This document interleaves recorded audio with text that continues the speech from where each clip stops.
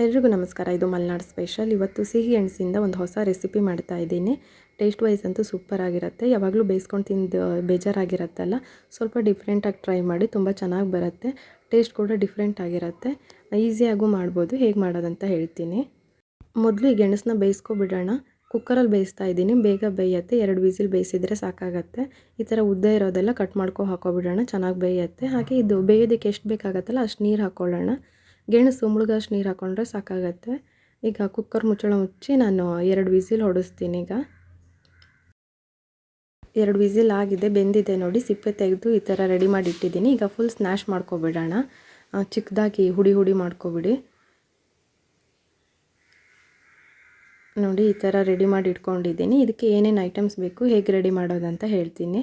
ತುಂಬ ಈಸಿಯಾಗಿ ಮಾಡ್ಬೋದು, ಬೇಗ ಕೂಡ ಆಗುತ್ತೆ. ಇದಕ್ಕೆ ನಾನು ಒಂದು ಮೀಡಿಯಮ್ ಸೈಜ್ ಈರುಳ್ಳಿ ತೊಗೊಂಡಿದ್ದೀನಿ. ಈ ಥರ ಚಿಕ್ಕದಾಗಿ ಕಟ್ ಮಾಡಿ ಇಟ್ಕೊಂಡಿರೋದು, ಅದನ್ನು ಕೂಡ ಮಿಕ್ಸ್ ಮಾಡ್ಕೊತಾ ಇದ್ದೀನಿ.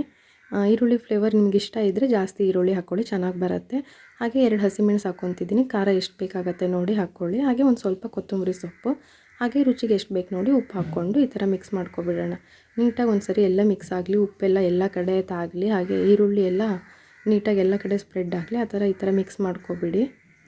ಇವಾಗ ಕೈಗೆಲ್ಲ ನೀರು ಸವರ್ಕೊಂಡು, ಈ ಥರ 2 ಕೈಗೆ ನೀರು ಸವರ್ಕೊಂಡು, ಇದು ಸ್ವಲ್ಪ ಗೆಣಸಿಂದ ಹಿಟ್ಟು ತೊಗೊಂಡು ಈ ಥರ ರೆಡಿ ಮಾಡ್ಕೊಳ್ಳಿ, ಉಂಡೆ ರೆಡಿ ಮಾಡ್ಕೊಳ್ಳಿ ನೋಡಿ. ಈ ಥರ ಮಾಡಿ ಈ ಥರ ಪ್ರೆಸ್ ಮಾಡಿದ್ರೆ ಆಯಿತು ನೋಡಿ. ಇದು ರೌಂಡ್ ಶೇಪ್ ಮಾಡಿದ್ರೆ ಬೇಯಿಸೋದಕ್ಕೆ ಈಸಿ ಆಗುತ್ತೆ, ಅದಕ್ಕೆ ಈ ಥರ ರೌಂಡ್ ಶೇಪ್ ಮಾಡ್ಕೊತಿದ್ದೀವಿ. ನಿಮಗೆ ಬೇರೆ ಥರ ಬೇಕಿದ್ದರೆ ಮಾಡ್ಕೊಳ್ಳಿ. ಮತ್ತು ನಿಮಗೆ ಎಷ್ಟು ದೊಡ್ಡ ಬೇಕಾಗುತ್ತೆ ಅಷ್ಟು ದೊಡ್ಡ ಸೈಜಲ್ಲಿ ಮಾಡ್ಕೊಳ್ಳಿ. ಈ ಸೈಜಲ್ಲಿ ಮಾಡಿದ್ರೆ ಬೇಗ ಬೇಯುತ್ತೆ, ಚೆನ್ನಾಗಿ ಕೂಡ ಆಗುತ್ತೆ. ಇದೇ ಥರ ಎಲ್ಲನೂ ರೆಡಿ ಮಾಡ್ಕೊಬಿಡೋಣ ನೋಡಿ. ಅದೇ ಥರ ರೌಂಡ್ ಮಾಡಿ ಈ ಥರ ಪ್ರೆಸ್ ಮಾಡಿಬಿಟ್ರೆ ಆಯಿತು. ಈಗ ನಾನೆಲ್ಲ ರೆಡಿ ಮಾಡಿ ಇಟ್ಕೊಂಡಿದ್ದೀನಿ ನೋಡಿ. ಇಷ್ಟು ರೆಡಿ ಆಗಿದೆ. ಇವಾಗ ಇದನ್ನು ಬೇಯಿಸ್ಬಿಡೋಣ. ಇದನ್ನು ಈ ಥರ ಡೈರೆಕ್ಟಾಗಿ ಬೇಯಿಸೋಕೆ ಬರೋದಿಲ್ಲ, ಇದಕ್ಕೆ ಏನಾದರೂ ಕೋಟಿಂಗ್ ಬೇಕಾಗತ್ತೆ. ನಾನಿಲ್ಲಿ ಬ್ರೆಡ್ ಪೌಡ್ರ್ ಮಾಡಿ ಇಟ್ಕೊಂಡಿದ್ದೀನಿ. ಅದರಲ್ಲಿ ಒಂದು ಸರಿ ಹೊರಳಾಡಿಸಿ ಇದನ್ನು ಬೇಯಿಸ್ಕೊತೀನಿ. ನಿಮಗೆ ಬ್ರೆಡ್ ಪೌಡ್ರು ಬೇಡ ಅಂದರೆ ರವೆ ಕೂಡ ಯೂಸ್ ಮಾಡ್ಬೋದು. ಅದನ್ನು ಈ ಥರ ಒಂದು ಸರಿ ರವೆ ಎಲ್ಲ ಪೂರ್ತಿ ಇದ್ರ ಮೇಲೆ ಸ್ಪ್ರೆಡ್ ಮಾಡಿ ಇದನ್ನು ಬೇಯಿಸ್ಬೇಕಾಗತ್ತೆ. ನಾನು ಇದೇ ಥರ ಎಲ್ಲದನ್ನು ರೆಡಿ ಮಾಡಿ ಇಟ್ಕೊತಿದ್ದೀನಿ. ಫುಲ್ ಎಲ್ಲ ಕಡೆ ತಾಗಲಿ, ಈ ಥರ ನೀಟಾಗಿ ಒಂದು ಸರಿ ಸ್ಪ್ರೆಡ್ ಮಾಡ್ಕೊಬಿಡಿ. ಬ್ರೆಡ್ ಪೌಡ್ರಾದರೂ ಹಾಕಿ, ನೀವು ರವನಾದರೂ ಯೂಸ್ ಮಾಡಿ. ಈ ಥರ ಎಲ್ಲನೂ ಒಂದೇ ಸರಿ ರೆಡಿ ಮಾಡಿ ಇಟ್ಕೊಬಿಡೋಣ. ನಾನು ಇದನ್ನು ಎಣ್ಣೆಲಿ ಕರಿತಾ ಇಲ್ಲ, ತವಾದಲ್ಲಿ ಬೇಯಿಸ್ತಾ ಇರೋದು.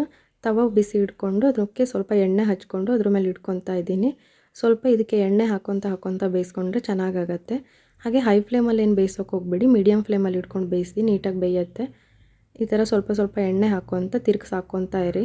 ಒಂದೇ ಸೈಡೇ ಬಿಡೋಕೆ ಹೋಗಬೇಡಿ, ಅದು ಡೀಪ್ ಫ್ರೈ ಆಗಿಬಿಡತ್ತೆ ಒಂದೇ ಸೈಡು. ಅದಕ್ಕೆ ಈ ಥರ ಮರಚಾಕ್ತಾ ಇರಿ ನೋಡಿ. ಈ ಥರ ಸ್ವಲ್ಪ ಎಣ್ಣೆ ಹಾಕ್ಕೊತ ಬೇಯಿಸ್ಕೊಂಡ್ರೆ ಚೆನ್ನಾಗಿ ಬರುತ್ತೆ. ಇದನ್ನು ಡೀಪ್ ಫ್ರೈ ಮಾಡ್ಕೊಳ್ಳೋಕೆ ಏನು ಹೋಗಬೇಡಿ, ಮೀಡಿಯಮ್ ಫ್ರೈ ಮಾಡ್ಕೊಳ್ಳಿ. ನಿಮಗೆ ಎಣ್ಣೆ ಎಷ್ಟು ಬೇಕಾಗತ್ತೆ ನೋಡಿ ಅಷ್ಟು ಯೂಸ್ ಮಾಡಿ. ಜಾಸ್ತಿ ಎಣ್ಣೆ ಬೇಡ ಅಂದರೆ ಸ್ವಲ್ಪ ಎಣ್ಣೆಯಲ್ಲೇ ಫ್ರೈ ಮಾಡ್ಕೊಳ್ಳಿ, ಚೆನ್ನಾಗೇ ಬರುತ್ತೆ. 2 ಸೈಡು ಒಂದೇ ಥರ ಬೇಯಿಸ್ಕೊಬಿಡೋಣ. ಒಂದು ಸೈಡು ಜಾಸ್ತಿ, ಒಂದು ಸೈಡ್ ಕಡಿಮೆ ಬೇಯಿಸ್ಕೊಳಕ್ಕೆ ಹೋಗ್ಬೇಡಿ. 2 ಸೈಡು ಈ ಥರ ಮೀಡಿಯಮ್ ಬೇಯಿಸ್ಕೊಳ್ಳಿ ನೋಡಿ. ಈ ಥರ ಸ್ವಲ್ಪ ಕಲರ್ ಚೇಂಜ್ ಆಗುತ್ತೆ ಕರೆಕ್ಟಾಗಿ ಬೆಂದಿದ ಮೇಲೆ, ಆವಾಗ ತೆಗೆದ್ರೆ ಕರೆಕ್ಟ್ ಆಗುತ್ತೆ ನೋಡಿ. ಇವಾಗ ಬೆಂದಿದೆ, ತೆಗೆದು ಬಿಡೋಣ. ಚೆನ್ನಾಗಿ ಬಂದಿದೆ. ಇದು ಡಿಫ್ರೆಂಟ್ ಟೇಸ್ಟ್ ಬರುತ್ತೆ. ಯಾವಾಗಲೂ ಬೇಯಿಸ್ಕೊಂಡು ತಿಂದು ಬೇಜಾರಾಗಿರುತ್ತಲ್ಲ, ಈ ಥರ ಟ್ರೈ ಮಾಡಿ, ತುಂಬ ಚೆನ್ನಾಗಿ ಬರುತ್ತೆ. ಇದೇ ಥರ ಹೊಸ ವೀಡಿಯೋಸ್ ಹಾಕ್ತೀನಿ. ವಿಡಿಯೋ ಇಷ್ಟ ಆಗಿದ್ದರೆ ಲೈಕ್ ಮಾಡಿ, ಶೇರ್ ಮಾಡಿ, ಸಬ್ಸ್ಕ್ರೈಬ್ ಮಾಡಿ. ಹಾಗೆ ಪಕ್ಕದಲ್ಲಿರೋ ಬೆಲ್ ಬಟನ್ನ ಪ್ರೆಸ್ ಮಾಡಿ. ಇದರಿಂದನೇ ಯಾವುದೇ ಹೊಸ ವೀಡಿಯೋ ಹಾಕಿದ್ರೂ ನಿಮಗೆ ನೋಟಿಫಿಕೇಷನ್ ಬರುತ್ತೆ. Thank you.